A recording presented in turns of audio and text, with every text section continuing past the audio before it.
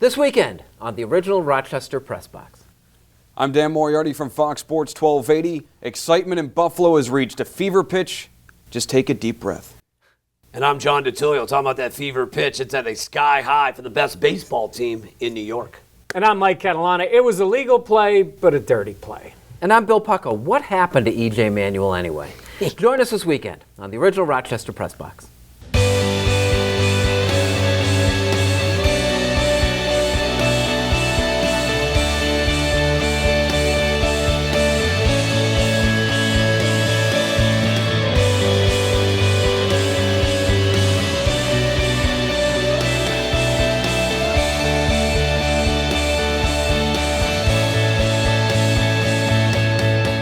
Hello, everyone, and welcome to the original Rochester Press Box. Bill Pucko here with you. This is the last episode of the old season. Wow. We begin our new season, our fourth of the Rochester Press Box. We're getting our new digs at the Genesee Brew House next week, our title sponsor, and we're kind of excited about that.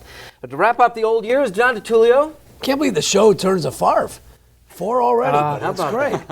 Yes. You guys have been great. Mike Catalana co-hosting for 13 WHAM News. 10 seconds, you got a Favre mention. That's it. I know. That's all it takes. Well, now we don't have to worry about it returning later on. And Dan Moriarty, John's protege from 1280 Sports, joining us too. Well, I knew the Favre mention was always a goal on his own show, but I didn't realize it was the same. Oh, she had to work it into this show. He takes it everywhere. I work it at dinner. Sometimes if I go to church, I'll work it in. I'll work it in everywhere, Mike. Wow. If I have to. You need a camera in your church. Even pulling out the sniff. Danny, we want to talk a little Buffalo Bills. They've left town. Training camp is over. You were there every day of it. What's the most significant thing that you picked up attending all those practices in terms of what you think the Bills will do this year? Well, first of all, being at camp the last few years, the first thing you notice is the depth of this team. I mean, I think everybody knew that going in, but when you actually see it on the field, especially with all the injuries that they had, you get a chance to see how deep this roster actually is. Obviously, the defense is going to be great, and I do think it helps the offense to go against a great defense on a daily basis. But all eyes were on the quarterbacks, and after the first week of camp, panic mode was setting in with the way that these guys were playing, all three of them. And I think now some people are overreacting to how they've played in the preseason games, but I do think after what we saw for the first week, there is some reason to be relatively optimistic that maybe they have a guy based on their roster that can win games for them. Who is it?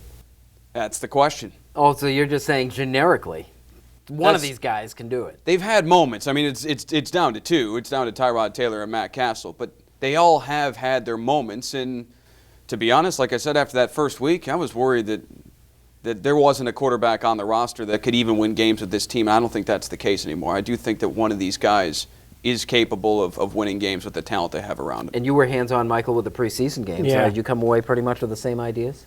I still am just not sold on the quarterbacks, and I don't know how Tyrod is. We're taping this, how he's going to play on Saturday with the starters or Matt Castle.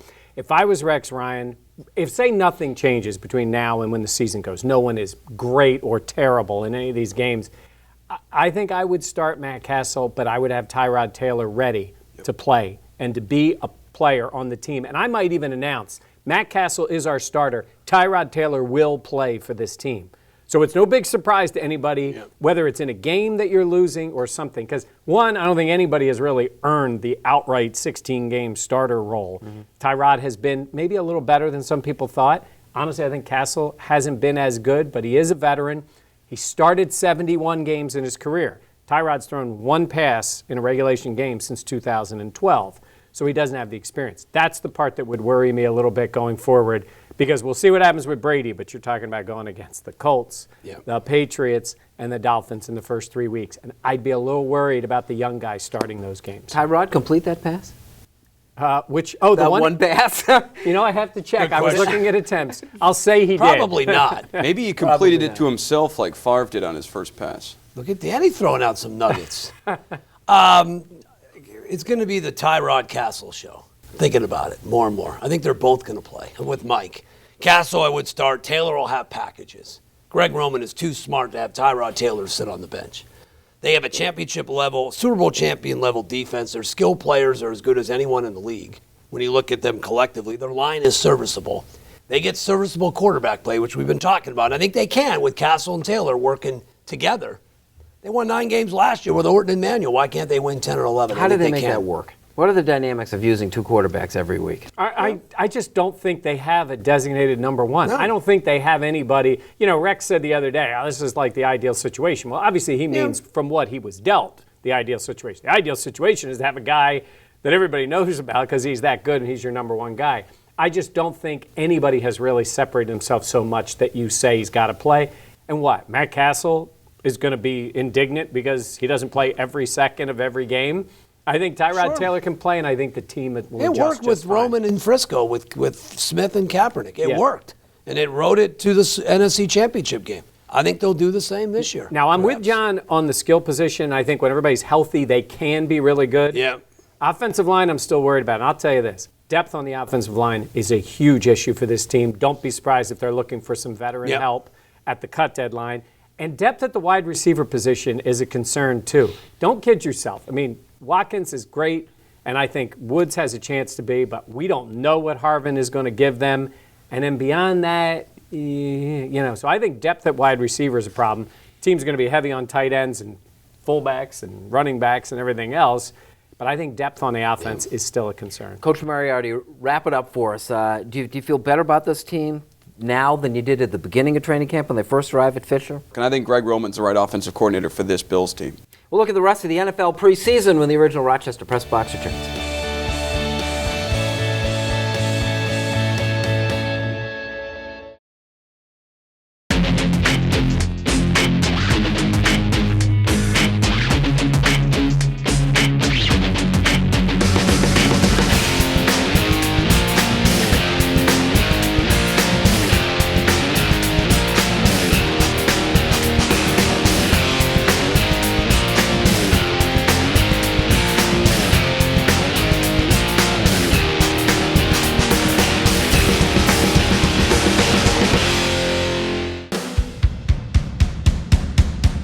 Welcome back to the original Rochester Press Box. The NFL preseason, this is a story that happens every year. Injuries happen every year, and they always discuss, the validity of the preseason, Johnny, and where it fits in and how better to handle it.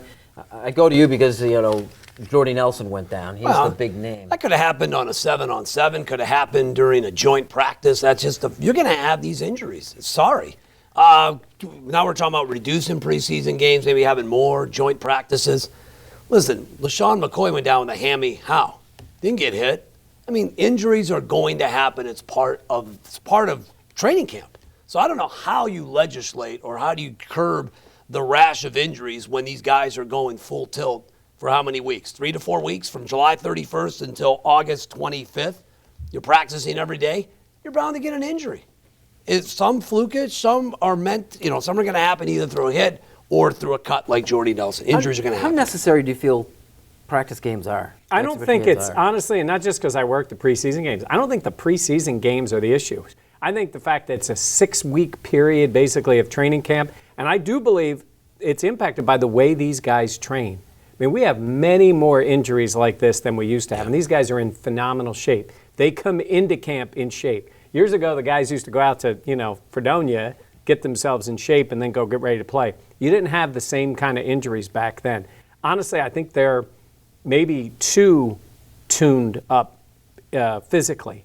And there are injuries now, especially the knee injuries. I think guys have lost some flexibility. I think there's a lot of people doing research on this because you look at Jordy Nelson, that's a move he makes how many times? 1,000 times. And it just happens, but it happens more and more. I'd say you look at most of the injuries happen non-contact issues and things that could have happened in practice or in a game. So maybe they should I think the reason they should cut down the games, I think it's unfair to the fans to pay for games like it's a real game when, even though, like I said, I do the games, it's not a real game. But the idea, the players are going to get out there to get ready for the season. I think it's more about the way they train.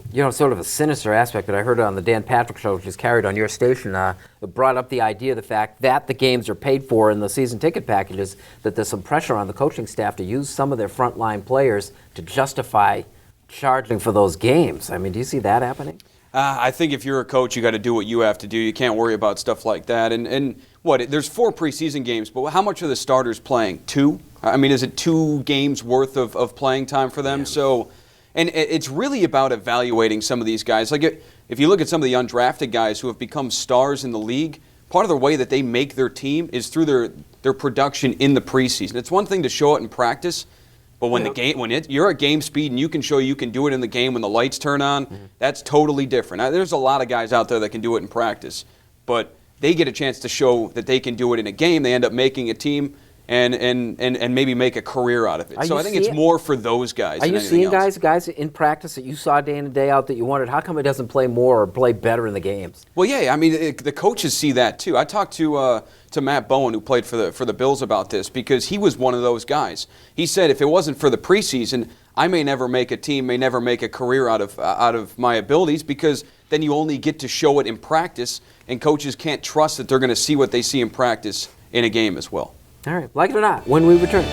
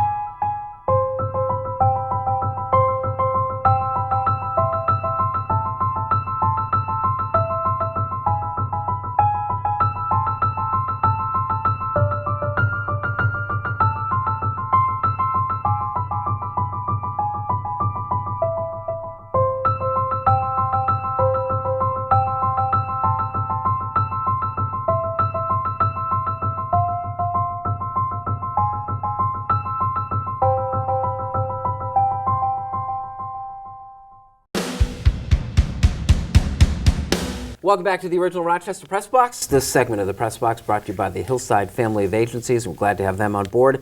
Once again, we debut the new season of the Rochester Press Box in the Genesee Brew House next week. We hope you're watching. Glad you're watching this show. John, like it or not, we've been talking about the Buffalo Bills. How about EJ Manuel's chances of sticking and being a valuable part of this year's team? What do I like the chances of him on the roster? Yeah. Perhaps. And for what reason? I don't know why they would keep him for. If they're worried about Castle breaking down, and let's remember his backup is Tyrod Taylor.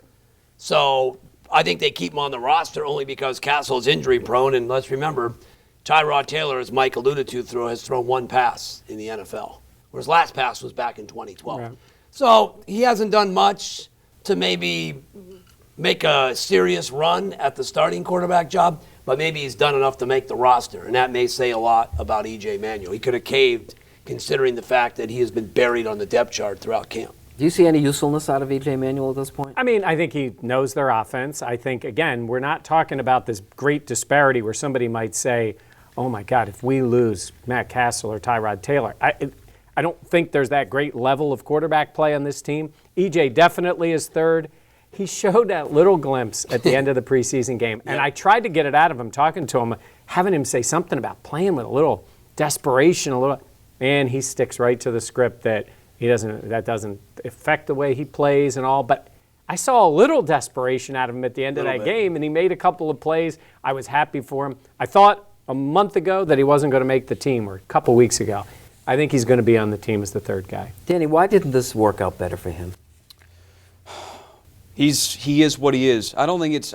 He seems to obviously work hard. He seems to be pretty smart as well. I mean, when you look at him physically, he's got the tools. He's just not accurate. I don't think he has the belief that you need to. I think he does have some confidence issues, as much as he won't allude to that. Like, because in the press conference, you wouldn't know it. He's up there. He's almost Belichickian in a way. You'd think he's a Belichick player because he says all the right things. Yeah. But I think he needs to find that inner belief, but I think he knows that he's inaccurate. But sometimes when you do believe in yourself, maybe you can get that little extra out of you.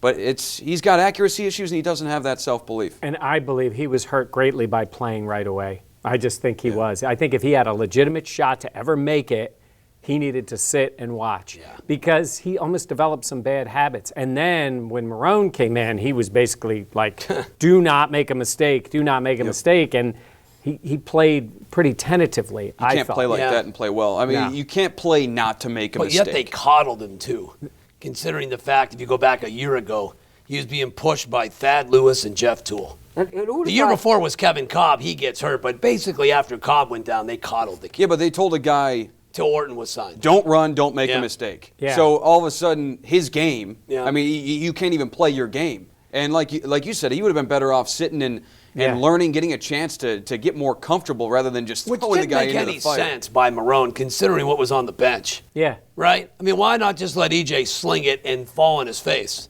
Considering the fact they had Thad Lewis and Jeff Toole on the bench. Let the kid go out there and fall flat on his face. Who cares? It's funny, looking back on it, who would have thought that Kevin Cobb's going down injured would be a watershed moment for the franchise? It is, because looking back, and we've talked about this before, if they'd have kept Fitz and not made that move, would have cost him a little bit of money. It cost him money anyhow. Yeah. He could have been the starter or temporary starter. You draft EJ. But they did make a legitimate move to get Cobb, who was a starter in the league and maybe a little more talented than Fitz. And I was there as a nondescript play in the preseason. He ended up getting kneed in the head by London Fletcher, former Bills player. Kneed in the head, concussion, walked off the field, never played again. Just amazing, Again, looking back on things, revisionist history, but Kevin Cobb turns out to be a key player in all this. Sure. Isn't that funny? This portion of the original Rochester Press Box brought to you by the Hillside Family of Agencies, unfinished business when we return.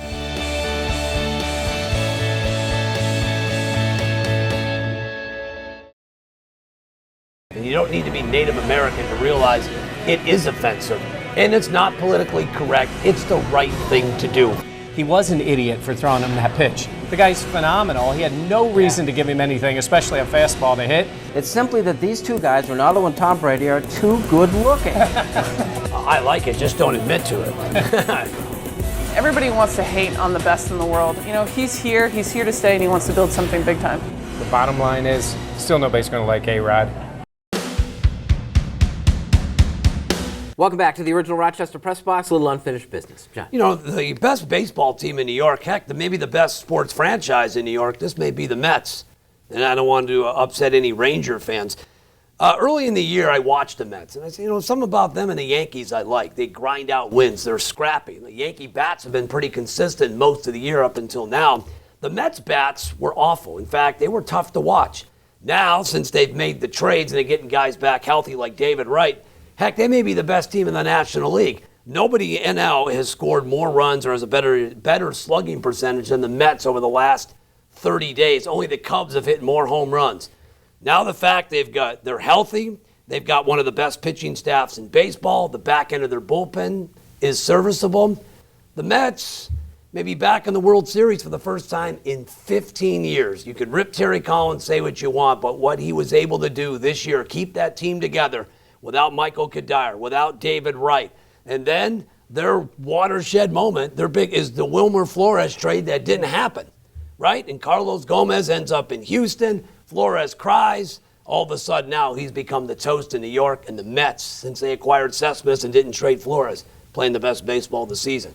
I'd love to see them in the series. I think they would be fascinating with that young pitching staff. Yeah, it's one of the most fascinating things in all sports is the way the pieces come together for teams like that. And the Mets, Harvey, DeGrom, Syndergaard, and Nice in a best of five. Whew. Maybe even the best of seven. I like the Mets' chances. Danny. The excitement level in Buffalo and Western New York as a whole has reached fever pitch levels. We've seen what the season ticket sales have done with the Buffalo Bills. It's unprecedented with Buffalo. The Sabres may end up being a hotter ticket when that ends up coming around. So I'm not trying to temper people's excitement. I actually love the excitement. It's great for what me and Johnny do, getting a chance to talk to fans every day on the radio, and especially when they're excited about their team. And this is the time to be excited, especially when you're a Buffalo fan, whether it's the Sabres or the Bills. And, hey, the last few years haven't gone all that well, specifically the Bills over the last 15 seasons not making the postseason. So I'm not trying to temper people's excitement. I enjoy the excitement. But put your expectations at a reasonable level, because these are going to be seasons to enjoy, especially if you set your expectations at a level that is reasonable. If you're shooting for the moon, you're going to end up not even enjoying the season that's in front of you, when I think there's going to be a lot of entertainment to be had for both the Bills and the Sabres. It's not going to happen because I think fans are always setting the bar higher than you can clear. Exactly. They say, playoffs would be great, but if you're a playoff contender, you say, well, it'd be great to win the division. Then it's great to win a playoff game. And then it's great to win the Rex won't allow you. Yeah, but when you're the teams at the top, that's reasonable. Yeah. When you're not, though, it's about entertainment. Be entertained. Enjoy the season. Otherwise, you're going to miss out and be so frustrated by it you can't even enjoy And Rex Ryan won't allow you to set the bar low. Except, let's see October 1st for the Bills. Let's see after these first 3 games are played. Brutal. Those expectations could be through the roof if they do very well at the beginning. It's more likely to be somewhere in the middle. And if it goes the other way, then the expectations change. So speaking of the NFL, there was a play, and I was watching, of course, I'm an Eagles fan, watching Sam Bradford back from his knee surgeries playing against Baltimore. And here's Terrell Suggs, who takes a dive at Bradford's knees. And there's a bunch of conversations about, was it a dirty play? Was it a read option? Was he protected or not? Look, the very simple thing is this. I don't think it was illegal. I think it was dirty. I think Suggs knew he was going after his knees. Bradford was left vulnerable. Was he vulnerable because it was some read option? No, he's vulnerable because there is no real way in the rules right now to protect the quarterbacks in these circumstances. He could potentially be a runner, though everybody knows he wasn't running. Look, it's a very simple thing. Suggs knew he was going after a guy with knee injuries. Bradford has to be ready for that. But my point about this is players talk all the time about player safety.